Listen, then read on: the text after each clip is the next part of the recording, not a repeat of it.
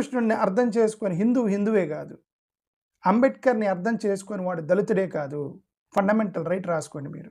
అంబేద్కర్ ఏమి చెప్పాడు దాన్ని అర్థం చేసుకొని వాడు అంబేద్కర్ అసలు దళితుడే కాదు, వాడు దళితుల ద్రోహులు వాళ్ళు.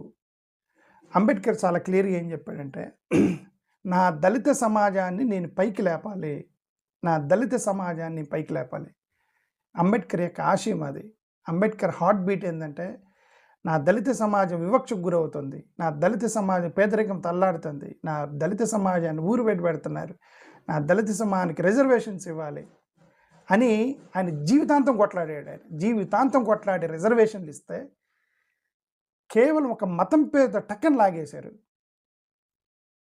అంబేద్కర్ జీవితాంతం కొట్లాడాడు రిజర్వేషన్ల కోసం, టక్కని లాగేశారు మతం పేరుతోటి. ఒకటైతే ఇది ఇప్పుడు భారతీయ జనతా పార్టీలు కర్ణాటకలో అన్నారు, భారతీయ జనతా పార్టీలు ఇదిగో షెడ్యూల్ ట్రైబల్ మొత్తం మతం మార్చుకుంటున్నారు, వాళ్ళు రిజర్వేషన్స్ పీకేయండి అంటారు.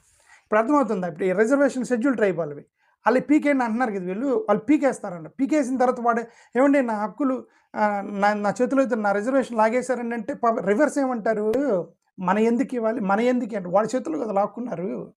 ఇప్పుడు ఇంకా లాక్కోలే, షెడ్యూల్ ట్రైబల్ చేతులు ఇంకా లాక్కోలే. ఈ ప్రణాళిక ప్లాన్ అనమాట ఇది. లాక్కున్న తర్వాత వాడు ఎందుకు లాక్కున్నారంటే మాయ అంటున్నారు వాళ్ళు, మా చేతిలో లాక్కొని. ఇప్పుడు ఇతను అంటున్నాడు షెడ్యూల్ ట్రైబ్స్కి అంటున్నాడు. ఎందుకు షెడ్యూల్ ట్రైబ్స్కి?